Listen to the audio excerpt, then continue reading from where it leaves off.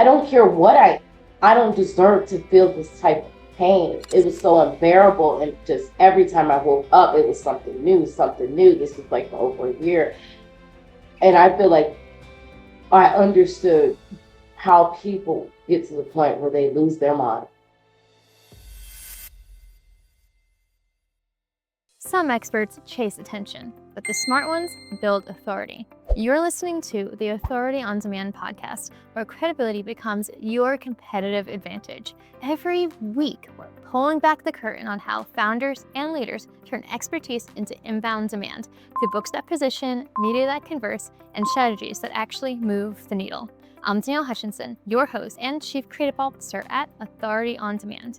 Now, let's turn your authority into leverage. Hello, everybody, and welcome to Authors on Mission podcast. I'm going to start off today with a little question. What happens when love shatters everything you thought you knew about yourself, when the person you thought you were crumbles, and you're left standing in the wreckage, asking yourself the most fundamental question, am I thinking correctly? Well, today on Authors on Mission, we're diving deep into one of the most raw and transformative stories I've seen in a while. Our guest doesn't follow the traditional path to wisdom, no advanced degrees or training, but she used her own life as a laboratory, exploring the intersection of heartbreak and healing, science and spirit, survival and awakening. Jasmina Sabi's journey from escort to author isn't just a story of personal transformation, but a masterclass in how our deepest wounds can become our greatest teachers. She has a powerful book out there, Am I Thinking Correctly? And she challenges us to question everything that we believe about love, identity, and consciousness itself. So get ready, because today's conversation is all about what happens when you strip away the pretense and every comfortable line. Ask yourself, who am I when everything comes apart? And more importantly, who am I capable of becoming? Not only that, but we're going to chat about the writing process behind creating such a powerful book as well. So without further ado, welcome to the show, Jasmina. Hi, thank you so much for having me. I really, really appreciate it. Hey, real quick before we jump back in, if you're loving what we're doing here, hit that subscribe button and drop us a like. We're bringing you the best authors, the most real conversations, and all the writing wisdom that you didn't know you needed. So stick around, because it only gets better from here. All right, now let's get back to the conversation. Of course. I would love to have new people on all the time chatting about their experiences, because the more authors we have, the more insights we have about writing, and the better we allow everybody else to get their ideas out there as well. So it's going to be an amazing conversation. That being said, I would love to start off by talking a little about yourself and what led you to writing the book. So if you don't mind giving us a little bit of context, I know that moving to Vegas, for example, was a huge moment in your journey. I'm wondering if that led to writing the book, or there's another specific moment that made you decide to start putting your ideas on paper. Oh my God. What actually led me to writing the book is I had spoke with a literal agent, because I'm a speaker. I'm a speaker. I need to just go out there and speak. I'm a motivational speaker. And so I was trying to brainstorm, like, how can I get myself out there, promote myself? And so I was using co-pilots, the AI to go back and forth in conversation with. And basically it said to find someone like that. So I had called this lady, and man, I feel like the spirit sent me to her, because the conversation was just so flowing. She's like, you should write a book. She's like, that's literally like your blueprint in the world. A book is forever. Like, people can always refer to that and so forth. And as she was talking, I was like, okay, I don't really consider myself an author, but I was like, all right, I'm going to figure it out. And I think what is amazing to me, and I guess other people, is I wrote the book in maybe 3 days. And I remember when I reached out to her, she was like, you got to be the fastest writer in the world. And I'm like, no, there has to be other people that write this fast. And what made me think about why they probably don't is because so many things to make you second guess yourself. So many things. Did I write that word correctly? Or does it expose me too much? Does it not expose me enough? I feel like that's the only thing I could think of why it would take so long to do honestly anything. Constantly second guessing yourself and trying to make sure that your beliefs form with communities, which is very challenging because you're your own person. Of course, you're going to have different things. I think as long as you're not trying to hurt anybody, then the writing should flow. That's how I felt. And also, it's so different today. I don't have to sit there and type it. Granted, if I had to type in and stuff, maybe it would have took about 2 weeks, but I just felt like I was full of all this information I had uncovered. And I was like, I have to write this book because people are not going to understand how brain chemistry works. And once I did understand how brain chemistry worked, oh my God, I feel like I cried for the whole world. I was like, no wonder everybody's acting like this. They're trying to give us the information like, hey, do some jumping jacks and hey, go do this. And everyone's doing it, but they don't know why. They don't know why they're doing it. They don't know why it's making them feel bad or why they feel they can't do it. And with me, what led me to studying this is, well, I've always studied human behavior because I grew up in a really, like in poverty, gang affiliate neighborhood, but I felt the biggest danger was behind closed doors. Never knew how my mother was going to act or what type of outburst she was going to have. So it is a natural thing. It became a natural thing to study my surroundings, study human behavior. But I was studying to understand what I was seeing. A lot of people study so that they have better defense mechanisms. I wanted to understand, why is this happening? So I was just really curious of why something was happening, rather than just saying it shouldn't be happening. Well, it's happening. Why? Is what I was trying to figure out. And when I had came to Las Vegas, I remember it was like, oh my God, don't get into prostitution. And I didn't really know what that meant. I just knew I got to get out of here. And I actually did end up falling into prostitution or escort, whatever, the adult world, whatever you want to call it. And it was because I had a son in the environment I was staying in. I was like, oh my God, even if I go work 3 jobs and go to school, I'm still leaving him susceptible to this environment, because the person that's going to be watching him, they could teach him these environmental ways that I want to get him out of. And so I ended up applying to an ad on Craigslist that said, Craigslist. And I was thinking like, oh, they're not going to call me, because they would always put on the ad, no Black girls. And I was like, okay, well, let me just give it a shot. And this guy called me. He's like, okay, so it's sex for money. And I was like, okay. It wasn't a shock, like, oh God, it was just, I need to make some money for my son. That's all I was thinking. I got to get him out of here. And I ended up doing that for a really long time. And it was definitely a lot, an internal battle, because I was just like, the world had basically told me you're nothing if this is what you do. And I was like, I know I'm really smart. I want people to see me this way, especially when I entered that environment. I didn't know what I was entering. I did not know the thought process behind people in that environment. It was shocking that it was just, I was always shocked that women were doing it that didn't have children. I was like, why are you here? To buy a bag? Or I didn't understand. And then I was like, I just got to figure out how to get out of here. And so I had gotten into some relationships that I felt was going to blossom into something. But when I would get pregnant, the guy would leave me. And I remember the second time the guy left me, I was like, oh, my family was just like, duh, like, just, you should have known. And I was just like, why didn't I know? And it was just always an internal battle of, how do I know who's good and who's not good? That's what I couldn't figure out. And it was like, what's going to define if you're going to get somebody good is, I guess, if you're a lawyer. So lawyers aren't getting their heart broken, or if you do this specific job. And I'm just like, this is bullshit. I don't think it matters where you are. You could experience heartbreak. You can experience a bad person. So why is somebody telling me, well, you're definitely going to experience it? And man, I didn't know what to think. For a while, I was like, well, I guess I'm just going to be trash. And, as long as I make sure my kids are successful.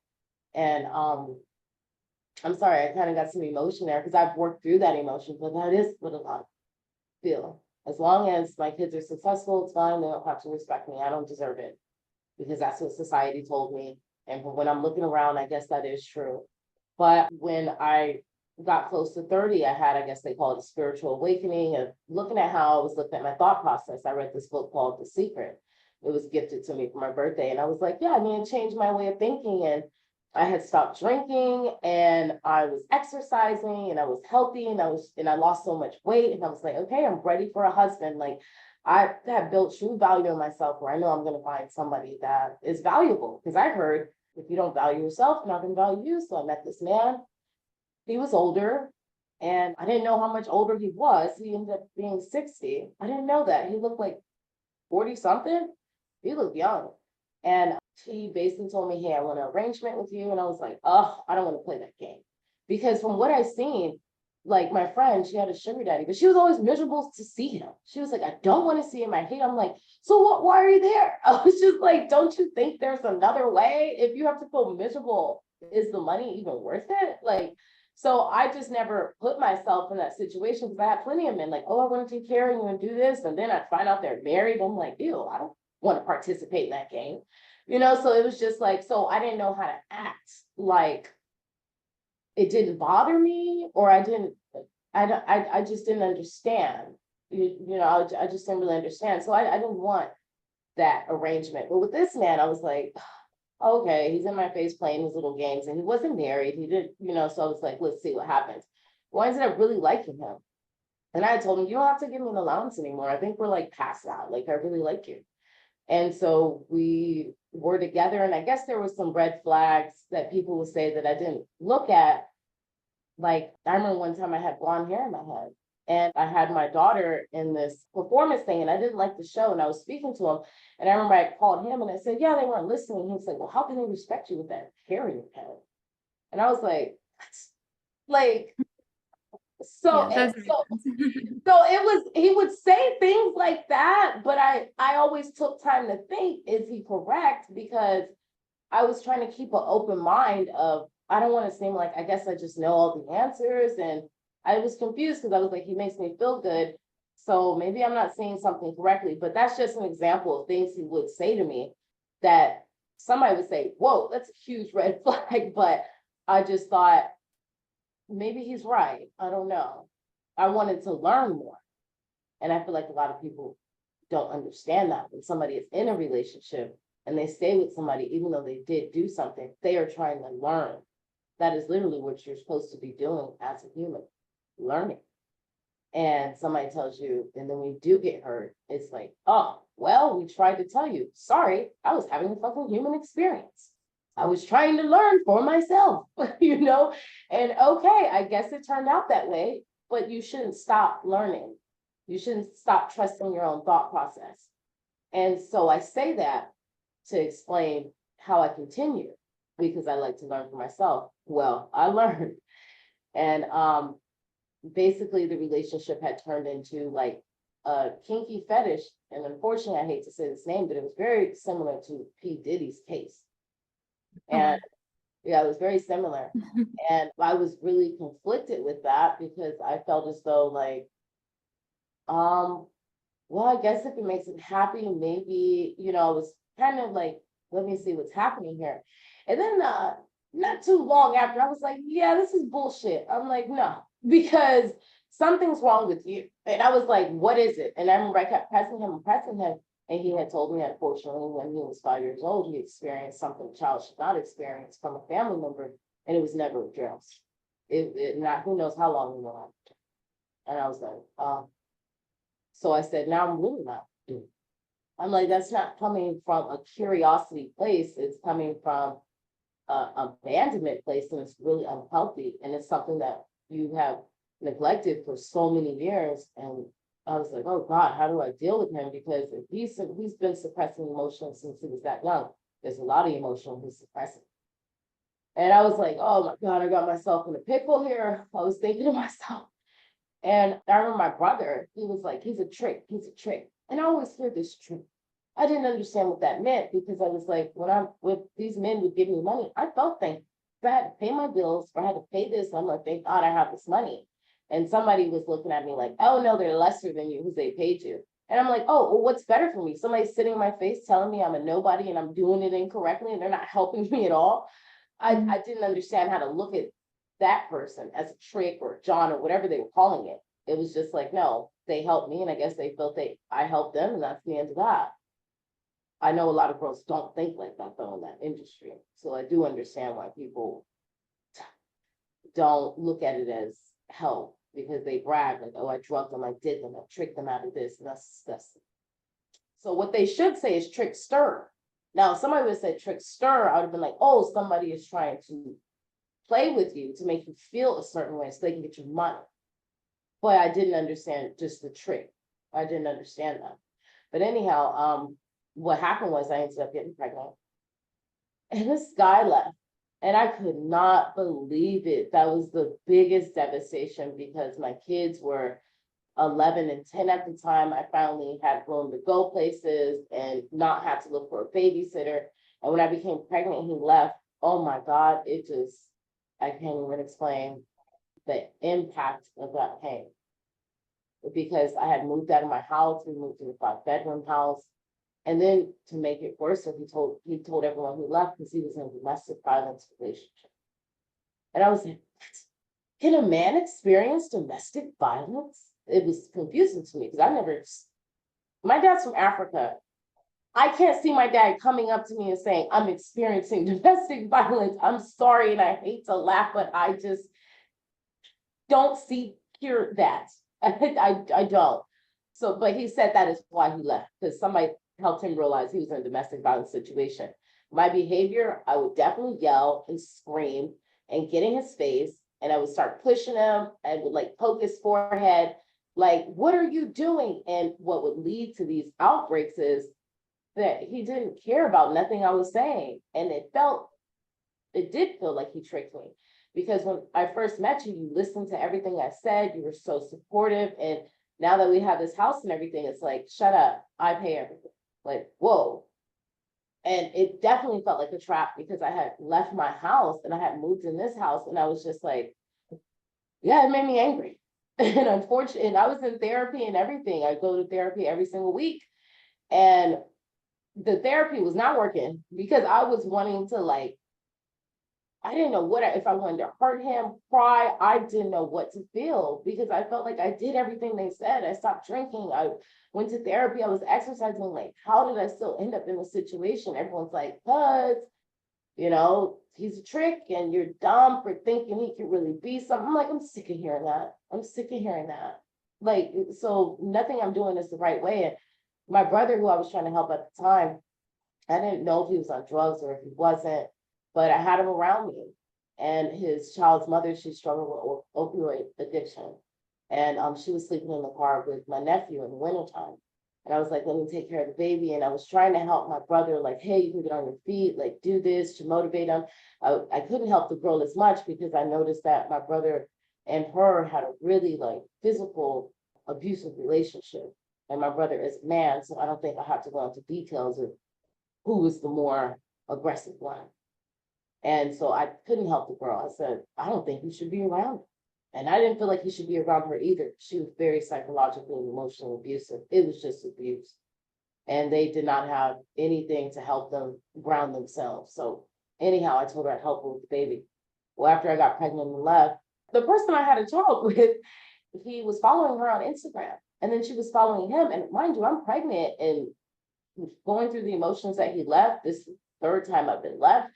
And they were telling me like, oh, he was just checking on the baby, no big deal, blah, blah, blah. Man, I ended up finding out he had basically formed a relationship with this girl in order to fulfill whatever his biochemistry needed. And he went as far as to get her an apartment. My brother encouraged the relationship, I guess, to show me that he was a true. And I could not believe it. I just couldn't believe it. I was just like, oh, I ended up having my baby at 34 weeks, cord wrapped around her neck 2 times, I had gestational diabetes. I was just like, how did they form? Why would they do that? I wanted to know, why would they do that? And everyone's like, well, everyone just looked at me like, come on, stop acting surprised. You're an escort. He was a trick. And I'm like, I'm sick of this. I don't care what I don't deserve to feel this type of pain. It was so unbearable. And just every time I woke up, it was something new, something new. This was like for over a year. And I feel like I understood how people get to the point where they lose their mind. And I just feel like what kept me grounded was definitely my children. So I was like, if I act out, I'm gonna leave my children out here with these people.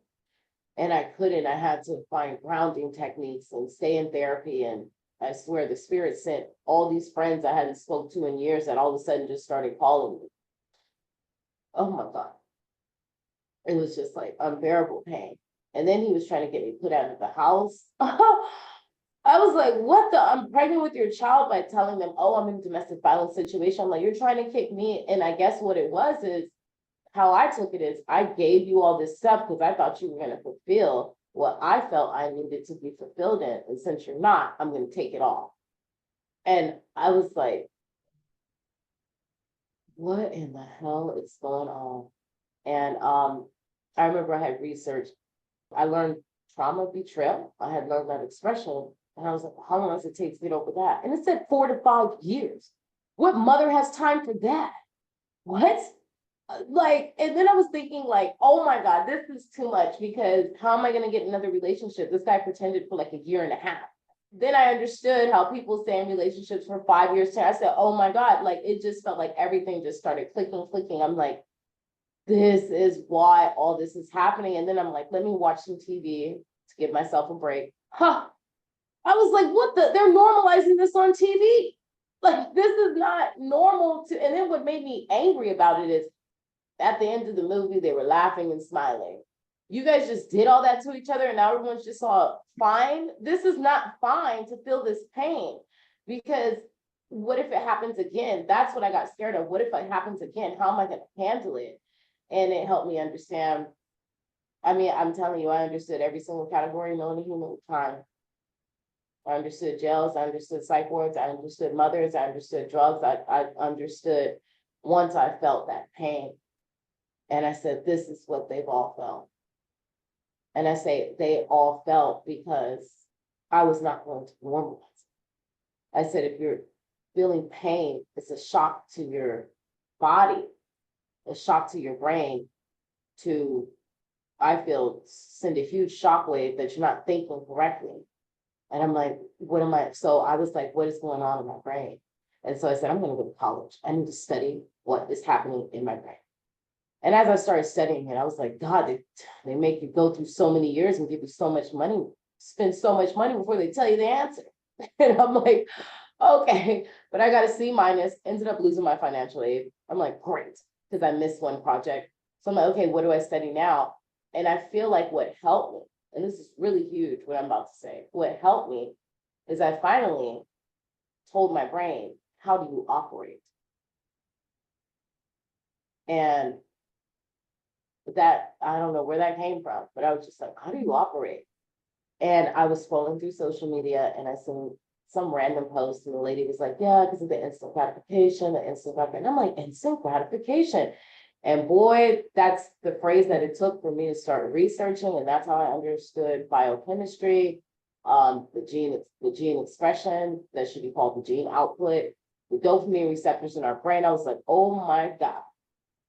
Everyone is completely unconscious down here. And I realized that because I wrote in my book where I was like, okay, this is a lot of information to take in. I said, no wonder they make you take time to go to school because you cannot take in all this information at one time.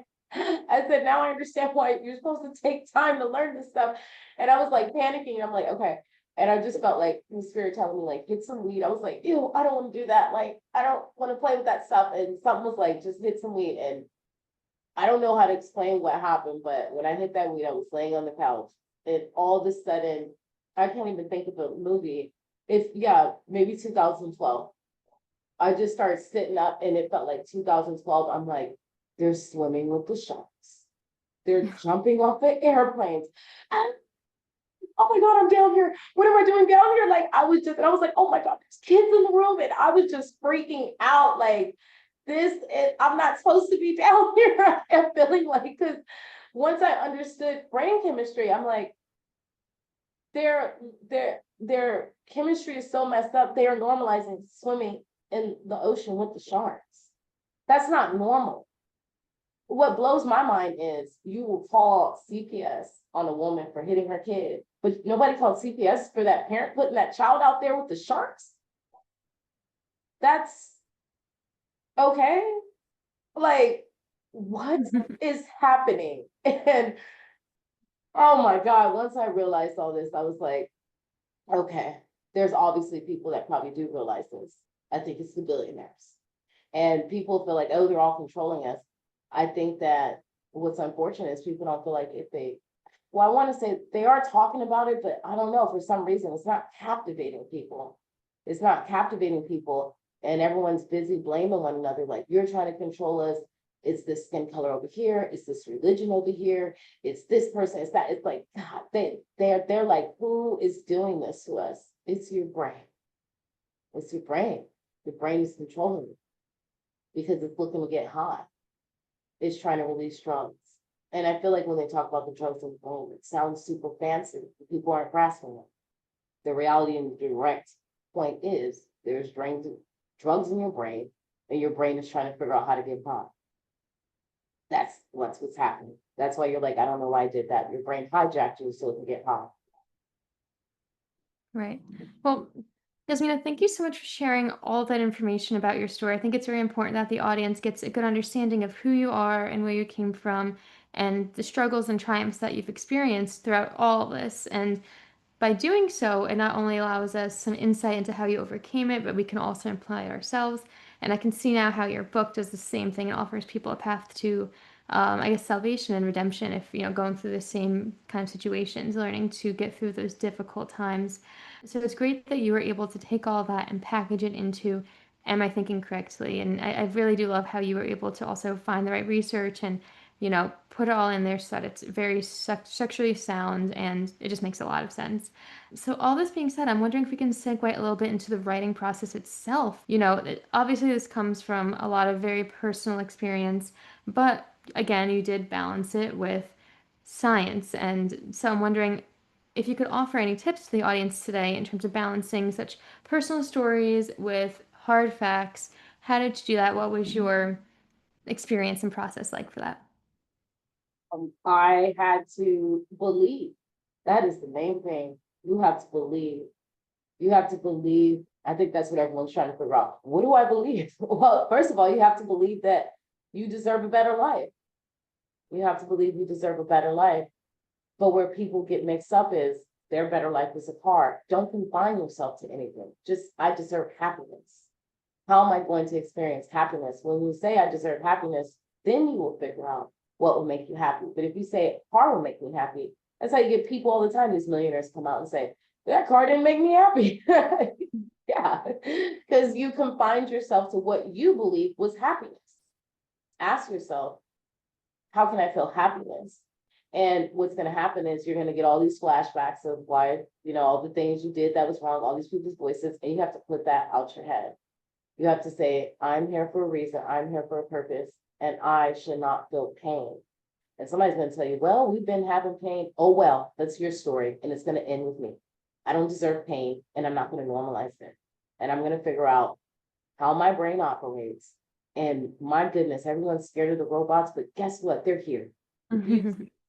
That's what I really did. That's what really helped me out a lot was co-pilot, because I was able to talk to something that wasn't putting their emotion into it. It is still very dangerous. Because I had to realize, okay, let me stop using this. I'm making myself too smart. And I was like, I'm not going to be able to have conversations if I keep using this thing. But it did help me think. But that was a big thing, co-pilot. Granted, if you don't want to use AI or whatever, you can research it. Research, it's kind of tricky though, because we got a bunch of different pages that are going to pop up and say, no, think like this, think like that. And with co-pilot, it's going to do all that for you. It's going to research the whole database and it's going to shoot you a direct answer. But you have to know like what you're asking it. You have to know what you're asking it. Like, hey, I'm feeling like this. It'll suggest, hey, try a therapist, go with the therapist. I've definitely spoken to spiritual advisors for years. And with that category, it's so unfortunate because they feel like because they're so in tune. First of all, everybody has psychic abilities. I just think there's expert level and I don't really realize I have this level. And but even when I was in that category, it was like they didn't feel like they need to talk to therapists. And I was just like, what a hindrance. It takes more than just being, oh, I'm spiritually aware. Okay, there's somebody down here that knows how to help you with your emotions. And find a good therapist. People don't want to go. I got discouraged after the second therapist I had because she sounded like my auntie. I was like, oh my God, why am I here? And I stopped for 2 years, but I went back and I say go with the opposite race. I don't know why people get mad when I say that. That's mind blowing. But it took somebody that was not familiar with the environment I grew up in to actually tell me what they were saying. And I was like, oh, that's not normal. I didn't know that. I didn't know that people have relationships and they didn't know and stuff. I actually went home and was like, she's a liar. I don't believe that. There's people out there that don't yell and scream.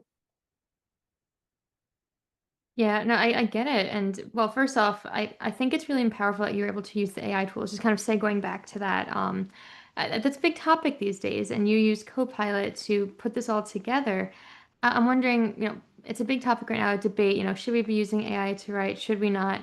Were there any challenges that you experienced with using that? And what kind of tips would you offer to our audience who might also be dabbling in using tools like what you did, or Claude, or ChatGPT, or Perplexity, or anything like that? What was your go-to strategy for doing that? Don't let it tell you how to think. That Mm, is where okay. it's dangerous. Do not let it tell you how Take to it with think. a grain of salt. Yes, it is a tool. I remember I seen a post that said there's 5 dopamine receptors, and I had posted it. Then I was using the AI, and it was like, there's no 5 dopamine receptors. And I found myself arguing with the damn thing. I'm like, Mm, first of all, I read something that said, and but if I would have just took that as, oh my God, that was so incorrect, that's where you got a problem. Do not, it's a tool. Do not let it tell you how to think. And so I had to go back and forth with this thing for I don't know how long. And then it said, oh, okay, well, they probably summed it up to, okay, why didn't you say that in the first place? I'm thinking, but it's a tool. So yes, that's why I said it can be very dangerous. And plus, you cannot just listen to that thing and say, this is it. You have to run that information through a live and living human being. You cannot just that's just ridiculous. And I think that's where people are scared of it, because it's like, this thing said it, so that's what it is. No, it's a tool to help you think, not to tell you how to think.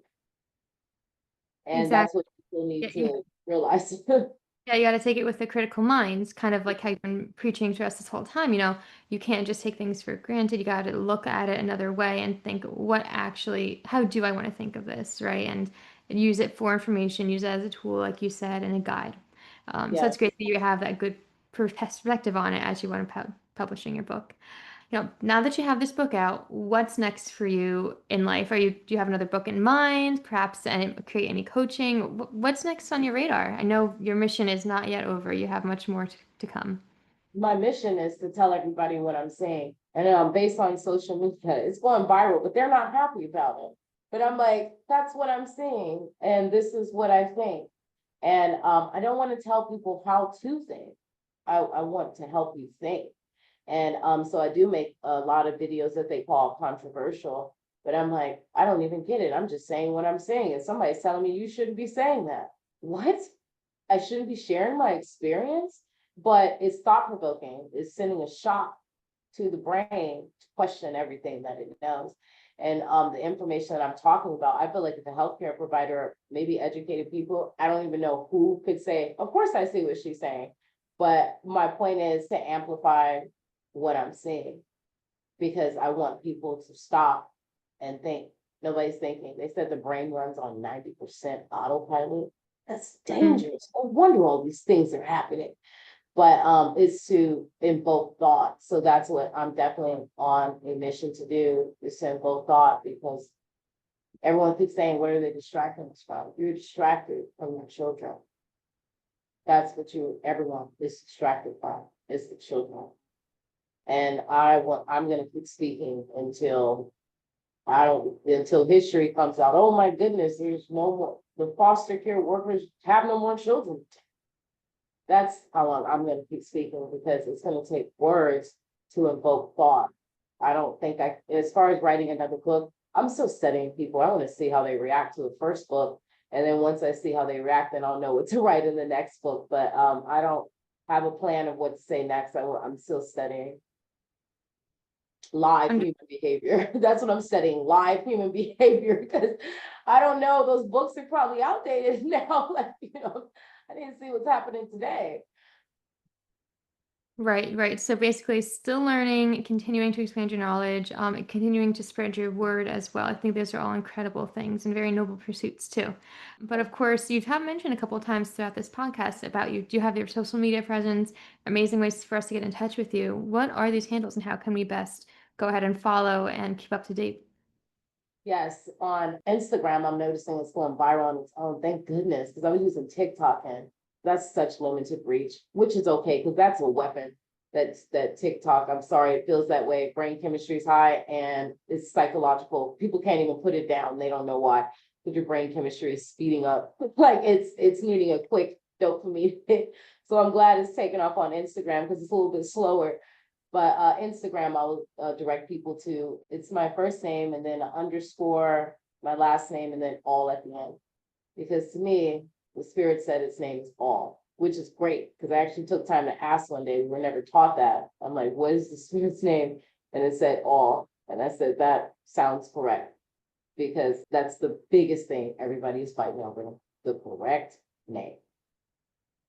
Got it. Okay. So no worries. We'll put those links in the description box of this podcast today. So everybody, don't worry about writing it down. To go ahead and just click on over and you can, explore yourself and connect with Jasmina and all of her powerful messages and stay up to date because everything that she's doing is what we should be learning as well. And, expanding our minds and understanding the main question here, asking yourself, am I thinking correctly?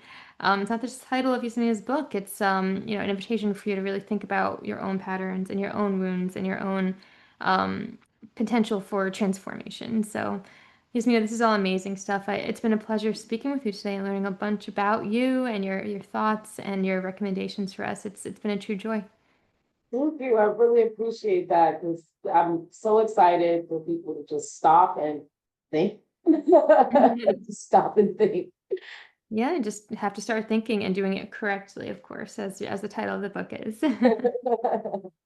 So yeah, everybody, next time life asks you that same question, just remember Jasmina. Remember that sometimes the most profound wisdom comes not from having all the answers, but from having the courage to sit with the questions and think about it. So again, check out all of Jasmina's content on the links provided in the description box today. Everybody, this has been another episode of Authors on Mission podcast, where we do explore the minds and hearts of those who transform their deepest struggles into their greatest gifts. We hope you learned a lot about the writing process and about questioning your own thoughts and beliefs. And from here on out, everybody, just keep learning, just like Jasmina's doing too. Until next time, keep questioning. Also, keep growing, keep writing your own story of transformation, and we'll see you on the next episode of Authors on Mission podcast.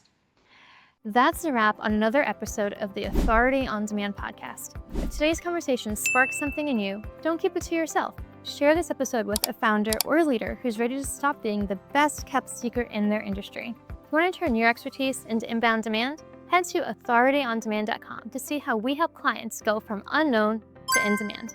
I'm Danielle Hutchinson, and I'll catch you on the next one. Now, go build some authority.